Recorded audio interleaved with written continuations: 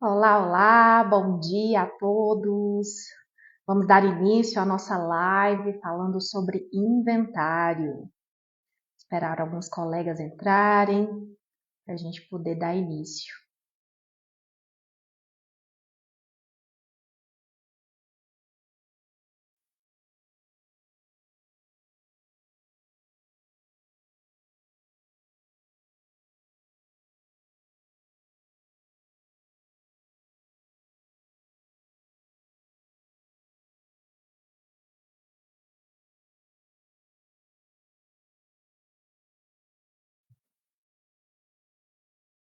Olá, olá, a doutora Blenda já está aqui conosco.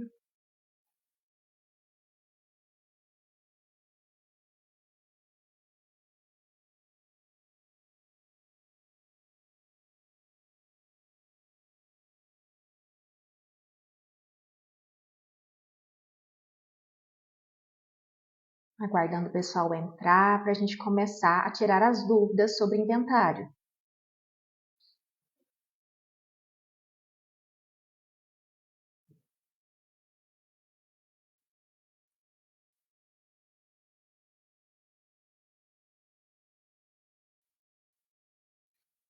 Bom, a doutora Blenda já está aqui conosco, vou pedir para ela solicitar aqui para poder participar com a gente, para a gente poder dar início à nossa live.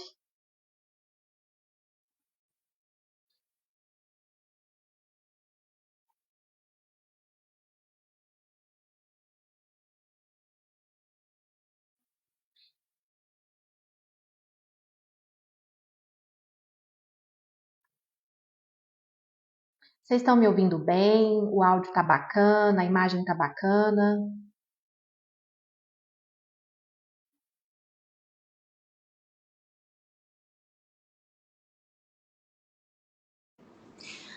Doutor Cristiano Pereira está aqui com a gente, é uma honra tê-lo aqui na nossa live. Muito obrigada, doutor. Olá, Olá, bom dia, doutora, tudo bem? bom dia, tudo bem e você? Bem, também, tá me ouvindo bem? O áudio está bacana aí para Tô vocês? ouvindo bem, sim. Ah, que joia! É uma honra tê-la aqui comigo nesse projeto de lives, tá? Sou admiradora do seu trabalho, admiradora da sua pessoa e fico muito feliz por ter aceito o convite para participar aqui conosco. Eu que agradeço o convite, é uma honra compartilhar essa live com você e compartilhar um pouquinho do que nós sabemos com nossos amigos, nossos colegas, nossos clientes que vão participar e assistir a nossa live hoje. Exatamente. Doutora, tá um pouquinho de eco aí no seu ambiente. Eu não sei se tá tendo algum problema aí no seu áudio. Deixa eu verificar aqui, porque a gente já... Bom, de toda forma, eu quero começar me apresentando para aqueles que não me conhecem. Meu nome é Ana Caroline, sou advogada familiarista e de sucessões, advogo há 7 anos nessa área e agora, juntamente com a doutora Blenda, nós viemos falar um pouco sobre inventário. E eu peço para a doutora Blenda se apresentar, por gentileza. Então vamos lá, meu nome é Blenda Alvarenga, sou advogada há 9 anos e nesses 9 anos, há 8 anos eu atuo em direito de sucessões. Sou pós-graduada em processo civil e civil pela ESA e também sou pedagoga. Estamos aí nessa especialização porque não é um ato simples, é contínuo, todos os dias temos que nos atualizar. Essas mudanças, né, doutora? A gente compartilha dessas mudanças frequentes na legislação não permite que o profissional que se diz especialista não continuar estudando e não continuar se atualizando. Exatamente. Então estamos aí nos especializando aí em Com certeza. Inclusive, a doutora Blenda é uma das minhas parceiras de congresso. A gente normalmente participa junto de vários congressos da área e de áreas afins. Então, ela está sempre presente ali nos meus stories, fazendo capacitações juntamente comigo. E eu sei da sua capacidade e sei também do quanto você tem a agregar na nossa live hoje. E para começar, eu quero começar, doutora, perguntando o que é um inventário? Né? O que é um inventário, herança? Tem prazo? Isso, vamos lá. Inventário é o procedimento que nós fazemos para transferência patrimônio do decujus, que é a pessoa... Eu vou falar em palavras mais simples, tá, gente? Então, para ficar um fácil entendimento para todos. A transferência do patrimônio da pessoa que faleceu para os seus herdeiros, que são as pessoas que vão receber aquele patrimônio. Existe sim um prazo. Esse prazo ele é de 60 dias, 2 meses, segundo o nosso Código Civil. Então existe aí sim essa previsão de 2 meses para a abertura do processo de inventário. E é obrigatório fazer o inventário, doutora? Mesmo se não houver bens? É obrigatório, inclusive é uma indagação interessante se houver ou não bens. Porque, mesmo que não haja bens, em alguns casos é necessário fazer o inventário. E muita gente não sabe disso. Até se deparar com a situação e precisar fazer um inventário dizendo que não existe bens. E são casos específicos. Por exemplo, quando a pessoa deixa uma dívida muito grande, ela não tem nenhum patrimônio, não existia nenhum bem. Então é obrigatório fazer, não é obrigatório, é uma ferramenta, ela não vem prevista no Código de Processo Civil, mas ela é uma ferramenta utilizada para dizer que aquela pessoa que faleceu não deixou nada de patrimônio. Ela não deixou bens, ela não deixou patrimônio para saldar dívidas. Então, nesse caso, a gente faz o que nós chamamos de inventário negativo. É o inventário para dizer, juiz, está aqui a prova de que não existem bens, não existe patrimônio, ele não deixou, ou ela, né, não deixou nenhum bem a ser inventariado. É o que a gente chama de patrimônio negativo, de inventário negativo. A gente sabe hoje que nós temos inventário judicial e inventário extrajudicial. A gente sabe que o inventário extrajudicial é feito no cartório e o inventário judicial é feito no fórum, né, na vara de família e sucessões. Fala pra gente um pouco sobre o inventário extrajudicial. Falo sim, inventário extrajudicial é o meu queridinho, doutora. Não dá para discutir, dizer que o judicial é melhor, porque em nenhum quesito o judicial é melhor. Mas o inventário judicial ele tem algumas regrinhas. Então, vou começar falando para você de forma prática. Como que eu faço o inventário extrajudicial? Primeira coisa, quando a pessoa falece, é você registrar o óbito e gerar certidão de óbito. Com a certidão, nós solicitamos uma busca de testamentos para verificar se essa pessoa deixou ou não um testamento. Porque se ela tiver deixado, o rito é um. Se ela não tiver deixado, o procedimento será outro. Então, verificou, não existe testamento? Vamos para a via extrajudicial. Às vezes, é necessário fazer uma nomeação de inventariante. E essa nomeação pode ser feita de várias formas. Pode ser feita a nomeação de inventariante seguindo as regras da legislação. E existe a ordem específica ali no artigo 617 do Código de Processo Civil, fala quais são as ordens, quem é o primeiro na escala de nomeação de inventariante, quem é o primeiro, segundo, terceiro, enfim. Geralmente Antes da doutora dar continuidade nessa questão, eu gostaria de ressaltar que é importante lembrar que nós temos um prazo para fazer a certidão de óbito. A certidão de óbito ela deve ser feita até 15 dias após o óbito. Caso você não faça a certidão de óbito nesse período, é necessário entrar com uma ação judicial para poder ser feito a certidão de óbito, uma vez que extrapolou o prazo, né, que foi dado para poder ser feito em cartório. Então, assim, buscar sempre registrar o óbito nesse período para evitar mais uma ação judicial, mais uma questão ali dentro daquele inventário, né, daquela sucessão. Outra coisa é que, dentro das perguntas das caixinhas, teve pergunta sobre inventariante. E como você entrou no assunto inventariante, eu gostaria que você, para responder, né, as pessoas que mandaram perguntas, qual é a função do inventariante, tá? E outra pergunta, é possível cobrar uma prestação de contas do inventariante? Isso tanto no inventário extrajudicial quanto no inventário judicial, que eu vou falar daqui a pouquinho. Tá ok. Então, a nomeação de inventariante, como eu falei, ela vem a previsão legal em quais seriam os primeiros, segundos inventariantes. Mas nada impede que, se as partes vêm como um acordo, entender que um herdeiro ou outro seja melhor como administrador, então pode-se sim, em comum acordo, nomear esse inventariante. O inventariante, ele tem a obrigação de realizar a prestação de contas. Inclusive, é interessante a pessoa ter ciência do que é ser inventariante. Porque tem gente que pensa assim, se eu for inventariante, eu vou vender tudo, eu vou fazer o que eu quiser, eu vou usar o dinheiro. E não é assim que funciona. Inventariante, ele tem responsabilidade, ele tem obrigação e ele responde com a cota parte dele, da herança, pela administração indevida, pela administração irregular. Se ficar comprovado que ele agiu com fraude na administração do inventário, ele poderá responder com o patrimônio dele, daquele quinhão, pelos danos que ele causar. Então, ser inventariante é um processo e é um cargo que demanda muito conhecimento. Você não pode assumir a função sem saber o que você vai fazer, sem buscar a orientação do advogado, né, doutora? A gente sabe que uma das maiores dificuldades é que o cliente, às vezes, faz as coisas e depois procura. Eu fiz assim, não podia.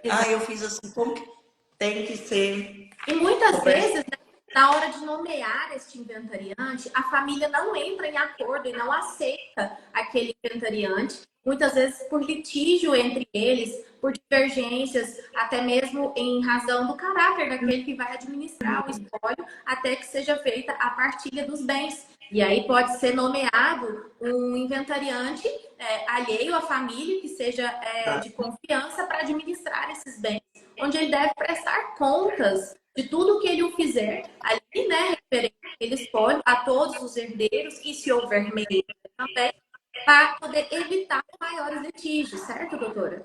Certo, doutora. E é interessante falar que a ação de prestação de contas, ela não acontece dentro do processo de inventário. Ela é uma ação separada, ela é uma ação própria, tem um rito específico. Quando a gente fala de justiça, existem muitas formas de se entrar com ação. O que a gente chamava de apenso antigamente, acho que a doutora também é da época do processo físico, daquelas folhas e folhas de processo, eles pegavam um cordãozinho, amarravam um processo no outro, era um processo em apenso. Hoje em dia, não. A gente tem Eu brinco que eu já tive o desprazer de ter que ir com um carrinho para retirar 12 volumes de um processo, para poder fazer analisar o que estava faltando, e aí, assim, acabava que a gente passava meses analisando um processo de volumes, até porque só dificultava a questão muitas vezes, né? E hoje, graças a Deus, a gente tem a tecnologia para nos ajudar, fazendo com que hoje a gente possa fazer um inventário de qualquer local do mundo. Hoje a gente tem todas as ferramentas necessárias para fazer tudo de forma virtual, facilitando o trabalho do advogado, facilitando também para os herdeiros. Isso, e é muito prático, né? Ter essa confiança, né? Essa segurança. Eu acho que o segredo é sempre você ter um profissional te acompanhando de confiança. Porque se você tem um profissional que está te acompanhando, você vai se sentir mais seguro em relação a tirar dúvidas, a buscar a melhor saída em todas as situações, a buscar as possibilidades, porque são muitas, como a gente falou agora, o inventário judicial, o extrajudicial, a oportunidade que nós temos hoje com a tecnologia de se fazer o inventário à distância. Então, é extremamente prático e é interessante você ter um profissional que conheça também essas ferramentas, né, doutora? Exatamente. Um bom profissional especializado, tá? Ele vai fazer muita diferença na hora de escolher o procedimento, seja ele extrajudicial ou judicial, seja como vai ser dado todo esse procedimento, para ter uma economia processual, caso seja judicial, para ter uma economia financeira para o espólio, até mesmo buscando meios de evitar um ônus maior ali naquele inventário. O advogado especializado em inventário, ele tem, além do conhecimento técnico, ele tem a experiência e sagacidade de perceber as necessidades do seu e atender com maior zelo e poder olhar o processo como um todo, tentando atingir da melhor forma possível o objetivo do cliente dele. Inclusive, doutora, a gente teve perguntas aqui, quais são os tipos de inventário existentes? A gente sabe que tem inventário extrajudicial, que você falou, e tem inventário judicial. E qual que é o requisito para ser judicial? Hoje a gente sabe que o inventário extrajudicial, todos maiores, capazes e que estejam em consenso sobre aquela partilha, né? Agora, no judicial, a gente tem o requisito de quê? Se houver testamento ou se houver herdeiros incapazes. menores ou incapazes. É necessário que o processo seja judicial, porque tem o acompanhamento do Ministério Público, que é o fiscal da lei, para verificar se está tudo ocorrendo de forma correta. A E gente aí está também. a gente consegue fazer duas. Da gente entrar com a ação de abertura de testamento e, após essa finalização, ir para o inventário extrajudicial quando todos estiverem em consenso com aquele testamento também. Pode falar, doutora. É interessante também fazer algumas observações nessas questões de inventário judicial e extrajudicial em relação às diferenças de um estado para o outro. Por quê? Existem estados que já permitem fazer um inventário quando é apenas um herdeiro e a meieira extrajudicial, mesmo com o filho menor. E aqui no nosso estado, essa observação ainda não pode, essa regra ainda não pode ser feita nos cartórios extrajudiciais, que seguem, assim como valor de imposto, cálculo de avaliação, segue regra estadual. Então, cada estado tem a sua regra, cada estado tem a sua legislação específica, e aqui em Goiás ainda não é permitido. Mas eu acredito, né, doutora, que com a evolução que vem seguindo, a inovação dos cartórios, essas facilidades vão chegar. E logo, logo não será necessário mais, havendo acordo, gente, havendo acordo. Sempre tem que ter acordo. Existe aí a questão da intervenção do Ministério Público, que na reforma do Código Civil já prevê, né, que poderá ser realizada em atos feitos em cartório, e eu acredito sim que será uma evolução. O judiciário está sobrecarregado, o judiciário não consegue mais atender as demandas a tempo, porque a justiça tardia não é justiça, é injustiça, né? A gente ouve muito falar essa frase. Exato. E eu acredito que a via extrajudicial, ela veio para facilitar e para não deixar mais o cliente levar um prejuízo por conta de espera de justiça. Às vezes um processo na justiça que envolve menor de inventário demora o quê, doutora? Anos. E no extrajudicial você consegue resolver em questão de semanas ou meses no máximo. Então é uma... cartório a gente consegue resolver em uma semana, a gente tem um inventário pronto.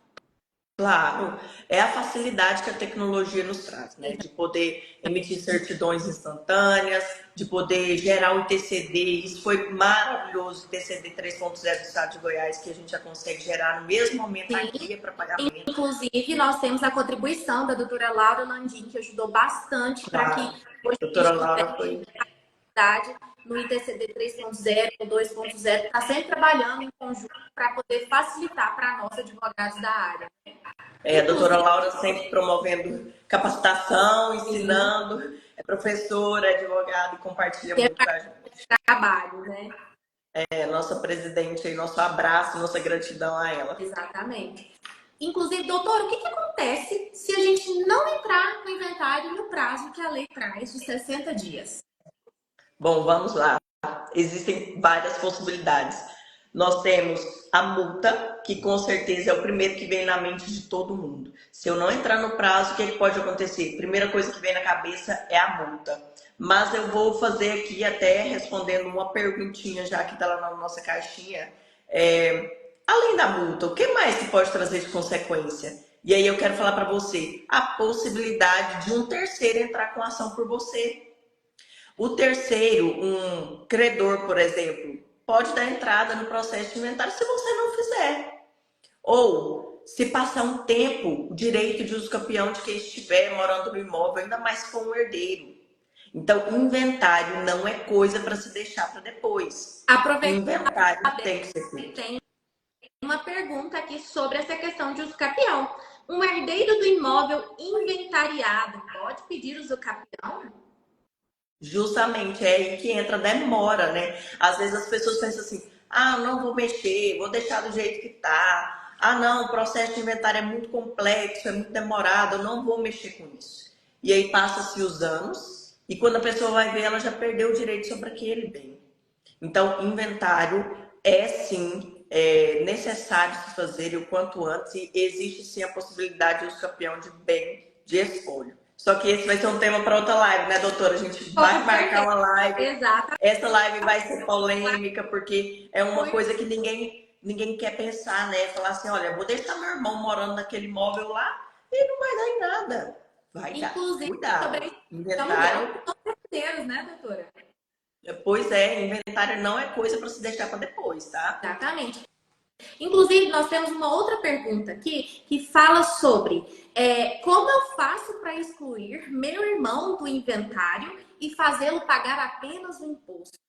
Olha, essa pergunta ficou engraçada, né? Como eu faço para excluir meu irmão do inventário e fazer ele pagar apenas o imposto? A gente tem que lembrar que na lei, para poder tirar uma pessoa do inventário, a gente tem por indignidade ou deserdação. Certo? Inclusive, a gente tem um exemplo a título nacional, que todo mundo tem conhecimento, que é o caso da Susana von Richthofen, que ela foi declarada indigna na questão do inventário dos pais, porque ela, né, foi a pessoa quem cometeu o crime juntamente com os irmãos cravinhos lá em relação aos pais. Isso a lei faz com que seja retirado, né, da herança, da sucessão do inventário, não podendo praticar junto. Agora, essa pessoa que mandou aqui pra gente, a gente precisa entender qual que é o motivo que você quer tirar o seu irmão do inventário para que a gente possa te responder de forma mais detalhada, tá? Então, se você pode mandar a sua mensagem no direct com um pouco mais de detalhes que a gente responde para você. Aproveitando, doutora, teve outra pergunta aqui sobre cessão de direitos. Ela falou assim: eu posso renunciar um bem para minha prima? Ou eu tenho que fazer cessão de direitos?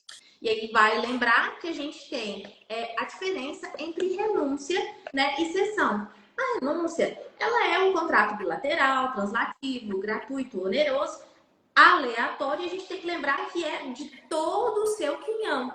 Você renuncia todo o seu quinhão, certo? E já na seção de direitos hereditários, você pode fazer, né, o negócio jurídico gratuito, oneroso, de forma total ou parcial, mas direcionado a uma pessoa. É como se fosse uma transação de venda dentro do inventário.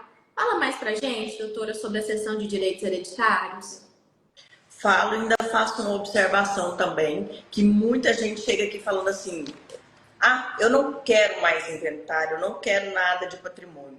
Gente, renúncia feita em cartório por escritura pública, uma vez renunciado, nunca mais. Não tem como se arrepender, não tem como voltar atrás. A lei é expressa. Renunciou, acabou. Então, pense bem antes de tomar essa decisão, pense bem antes de assinar um documento sem ter ciência daquilo que você está assinando, tá? Vai assinar algum documento, principalmente em cartório, procure um advogado, procure alguém para te orientar. Então, é extremamente importante frisar essa parte, porque às vezes a pessoa acha que aquilo ali, ela pode arrepender, ela pode voltar atrás e não pode. E na renúncia, Cessão de direitos. tem como voltar atrás.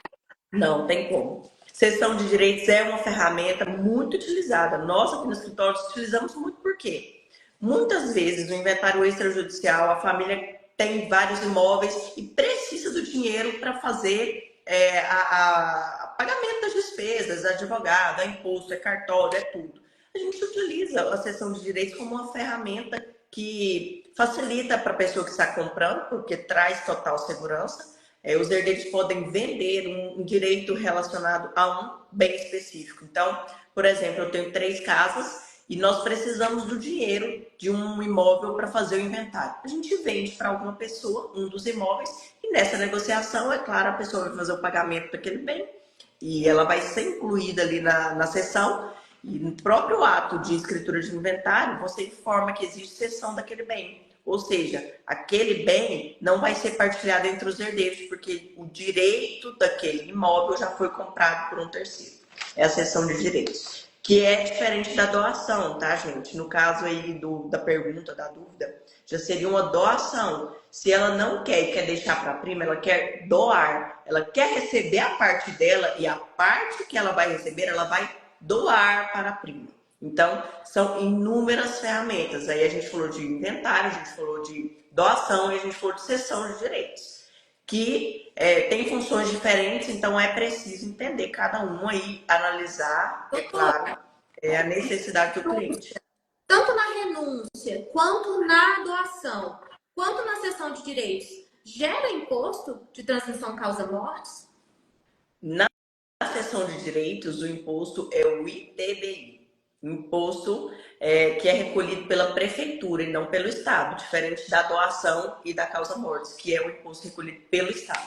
E na renúncia, se caso a pessoa não tiver aceito a herança, não tem imposto, mas se ela já Não tiver tem. aceito a herança e depois fizer a renúncia, ela paga o imposto da mesma forma. Sim, Então, por isso, mais uma vez, é importante você ter o conhecimento, procurar um advogado especializado para que possa te orientar, para que você tome as decisões mais corretas, buscando evitar pagamentos desnecessários também.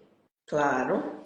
Essa questão é até interessante, porque às vezes chega cliente com casos de avaliação lançada errado, partilha feita errada, e tudo isso interfere no valor do imposto.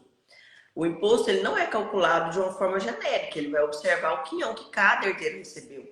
Então, se não fizer o lançamento correto, se não souber lançar da forma correta, vai gerar um prejuízo para o seu cliente. Você sabe o que é o pior, doutora? O prejuízo do cliente, ele também vai interferir em possíveis ações futuras. Futuramente, se você causa um prejuízo ao seu cliente financeiro, principalmente, o seu cliente descobrir que aquilo ali foi feito de forma errada, ele pode entrar com ação contra você e exigir os danos que ele sofreu pelo erro e pela negligência do profissional ali na atuação daquele processo. Nós temos algumas outras perguntas aqui e uma delas é sobre esquecemos de lançar um bem no inventário. O que eu faço? Sobrepartilha.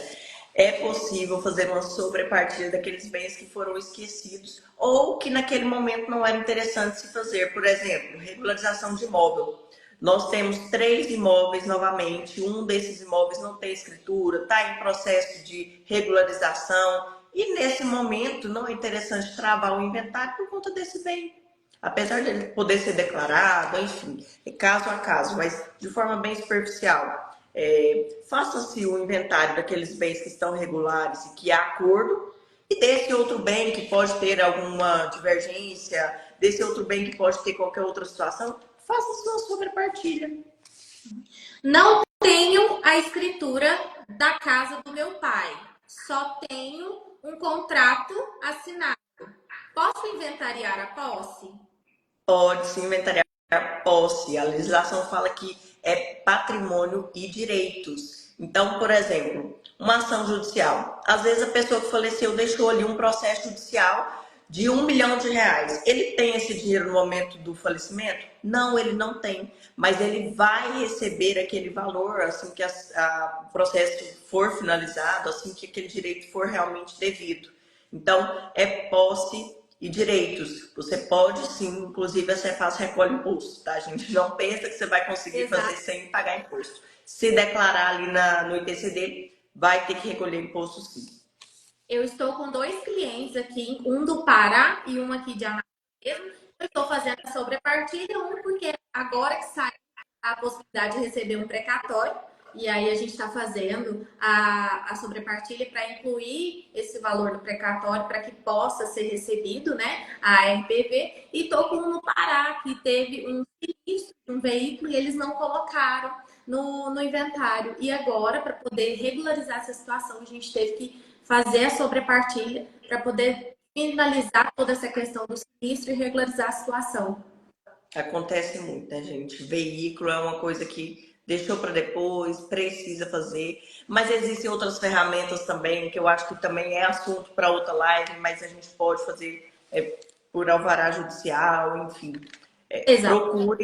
Procure apresentar a documentação completa no momento do inventário para evitar futuramente uma nova ação, ou uma sobrepartilha, ou um alvará de venda. Procure levar a documentação correta, procure investigar. O prazo ele é suficiente. 60 dias você consegue resolver, consegue ir atrás dessa documentação para não deixar nada para trás. Agora vamos a algumas perguntas polêmicas que eu fui deixando mais para o final para a gente poder responder aqui.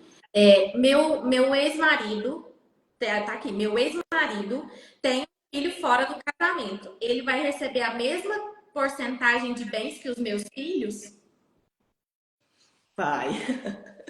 É uma dúvida que acontece muito, porque às vezes as pessoas confundem o direito de um filho unilateral com bilateral em relação aos pais e a partilha do direito aos colaterais, que são coisas diferentes. Por quê? Exemplificando, para ficar fácil de vocês entenderem. Um irmão que falece não deixa herdeiros, nem filhos, nem pais, herdeiros ascendentes ou descendentes. Quem recebe os bens são os colaterais, ou seja, os irmãos.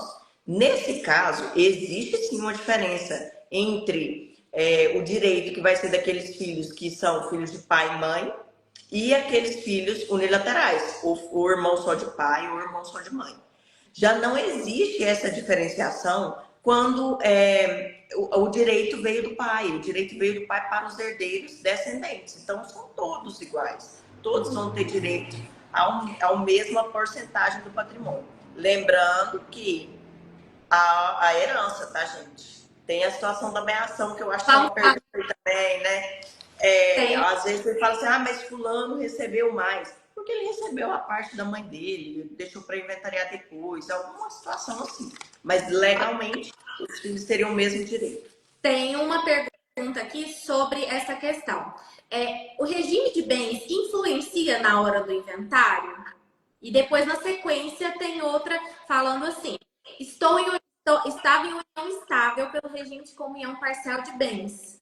O filho do meu ex-marido não quer me dar a minha parte da herança. Eu vou começando falando e eu espero que você complemente, doutora. Bom, o regime de bens, sim, ele interfere na hora da gente fazer o cálculo da partilha.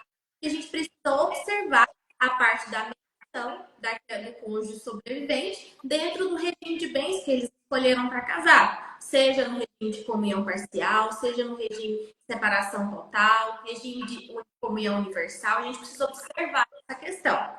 Sobre a pergunta dela, que é na comunhão parcial de bens, ela estava em união estável. A gente sabe que na comunhão parcial de bens, tudo que foi adquirido durante a constância daquela união é partilhado no percentual de 50% para cada um dos cônjuges, certo? E isso nós estamos falando com o divórcio. Quando a gente parte para o inventário, a gente tem que pegar aquele observar o que foi adquirido durante a constância da união, para a gente separar a meação, que já é de direito daquele cônjuge sobrevivente, e do restante, para a gente poder avaliar aqueles bens e fazer a partir daquela herança.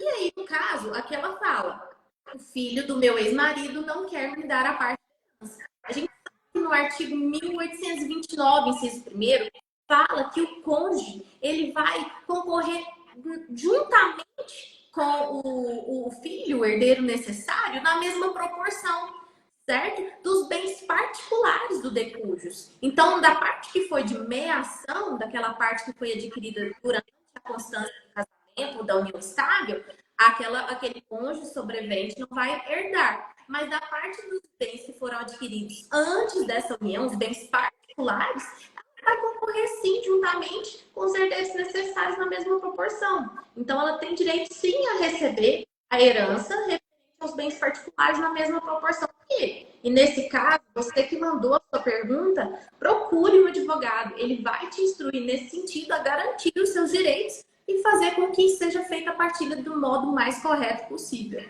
Doutora. Correto, doutora. Foi bem pontual aí na dúvida da nossa ouvinte aqui. E tem uma dúvida aqui também no direct falando sobre comprei um imóvel com sentença de inventário judicial em favor da herdeira. No ato do registro, tem como ela anuir o registro diretamente no meu nome?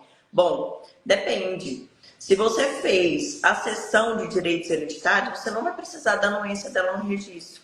Você vai ter que recolher o imposto da mesma forma, o tributo de transmissão, mas você precisa fazer o documento correto, tá? Essa compra ela tem que ser feita por cessão de direitos. Se já tem a sentença em favor da herdeira, só a compra e venda. Ela vai ter que registrar em nome dela, fazer uma compra e venda para você.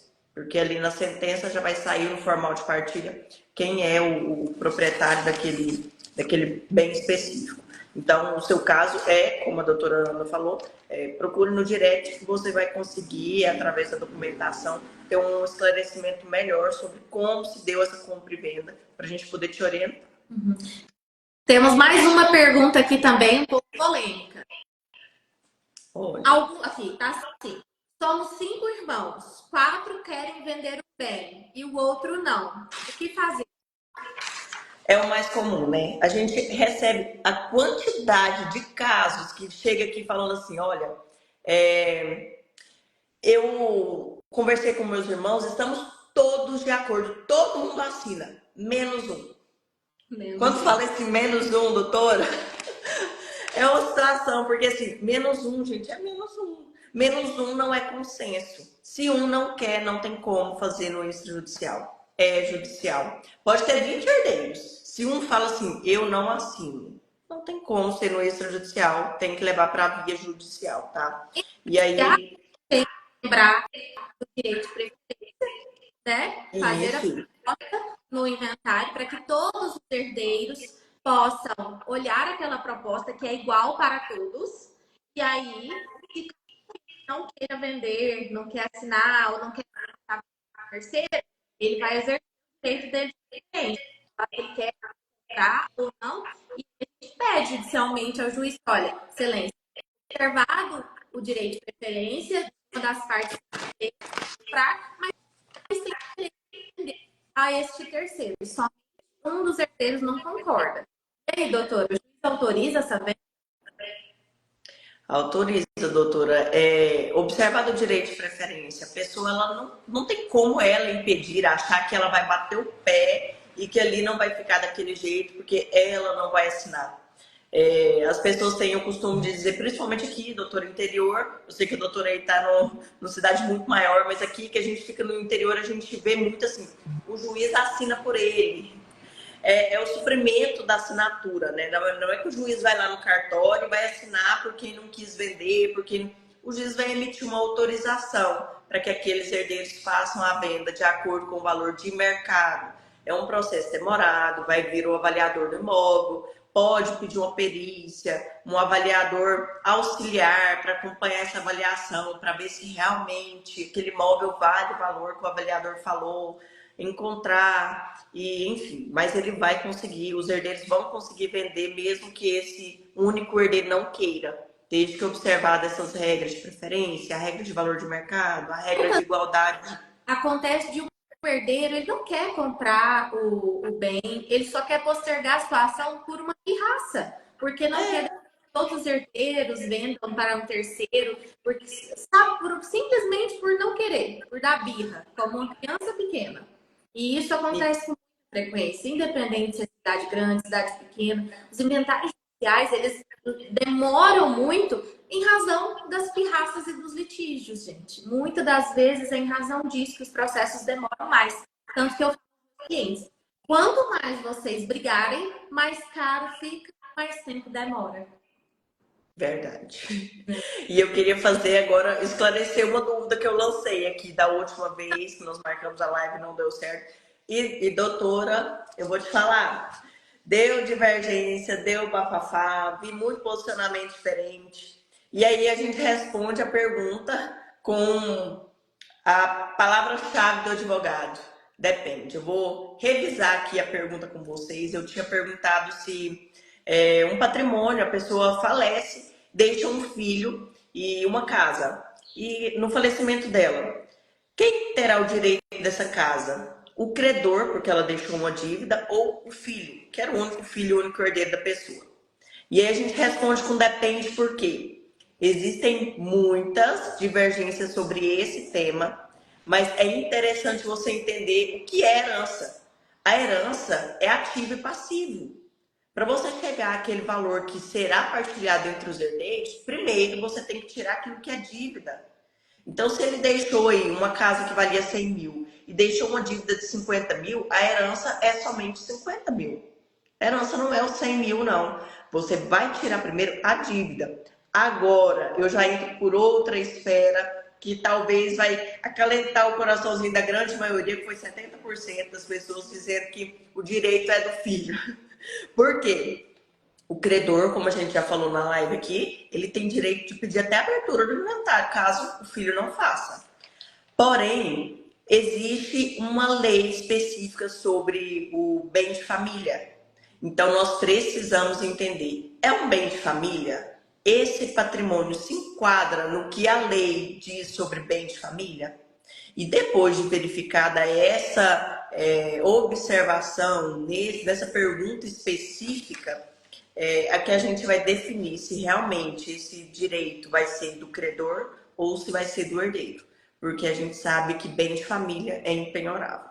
Então, sempre observar aí essas peculiaridades, porque são pequenas palavras, são pequenas ações que mudam tudo no direito de sucessão. Muda tudo, né, doutora? A gente que lida aí, falamos aqui sobre a diferença de regime de casamento. Gente, uma palavra no regime de casamento, ela muda completamente a partilha. Muda completamente. Então, é importante a gente se atualizar, é importante a gente estudar o caso da melhor forma possível, com documentos, porque às vezes a gente ouve muito falar, porque todo mundo é casado com o regime da comunhão parcial, porque eu acho que é aquele que divide tudo que tem. Então, a gente precisa ver documento, a gente não pode te dar uma orientação sem analisar a documentação que foi entregue, para não cometer erro, para não passar informação equivocada. Exatamente. Bom, doutora, nossa live está acabando. Nós temos outras perguntas a responder. Eu sei que tem muitas dúvidas ainda sobre esse assunto, afinal é um assunto extenso, de muitas curiosidades, mas nós temos marcar uma nova data para poder estar tirando as dúvidas que não foram tiradas hoje. De toda forma, eu quero agradecer a todos vocês que estiveram presentes aqui com a gente, ao vivo, na nossa live. E você que está assistindo depois a nossa live, agradeço também por aqui saber um pouco sobre esse instituto, que é o inventário, tirar suas dúvidas, né? E também a vocês que apoiam na nossa live, nossos amigos, eu vi aqui muitos amigos queridos na live, fazendo perguntas, apoiando o nosso trabalho, né?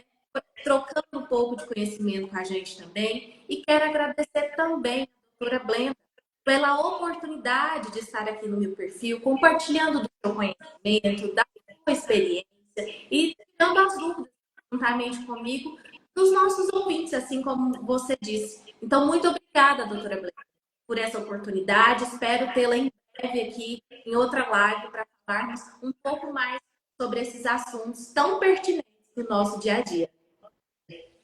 Como a doutora falou, é um tema muito abrangente, é um tema que está em constante mudança e eu tenho certeza que com pouco que nós contribuímos, quem teve dúvidas, quem assistiu a live vai sair daqui mais esclarecido. E desde já agradeço a todos que nos assistiram. Foram aí 45 minutos, doutora, passou muito rápido, 45 minutos de conversa, de diálogo e compartilhando um pouquinho do que nós sabemos. É extremamente gratificante compartilhar essa live com a doutora, porque eu sei do seu conhecimento, do seu esforço, da sua relevância aí no meio jurídico, no assunto de sucessões, e eu fico honrada em compartilhar essa live contigo. E terão outras lives, né? Com certeza nós faremos outras. Com certeza. Muito obrigada a todos, obrigada, doutora. Eu espero que vocês tenham tirado as dúvidas. Caso ficou alguma dúvida que a gente não tirou e você esteja precisando da gente, pode mandar mensagem para a gente no direct, que nós vamos responder vocês. E mais uma vez, busque o auxílio de um profissional habilitado e um profissional especializado na área. Isso vai fazer muita diferença nos seus procedimentos, tanto de inventário, quanto de seja no seu planejamento sucessório, tá? Então, não deixe de fazer aquela consulta. Às vezes a gente fala, eu vou pagar uma consulta para tirar uma dúvida. Sim, vai sair muito melhor e às vezes até mais barato o procedimento e ser necessário refazer ou necessário até mesmo retificar completo, né, doutor? A gente Claro. gente, o que de forma foi feito de outra. E então, busque um profissional da sua confiança, que você sabe que entende do assunto que ele vai. Isso mesmo, gente. Procure um profissional capacitado que você não vai se arrepender. O barato às vezes sai caro e não é bom pagar para ver, não. Exatamente. Pessoal, uma ótima tarde a vocês, um bom almoço e até a próxima live. Muito Até obrigada. mais.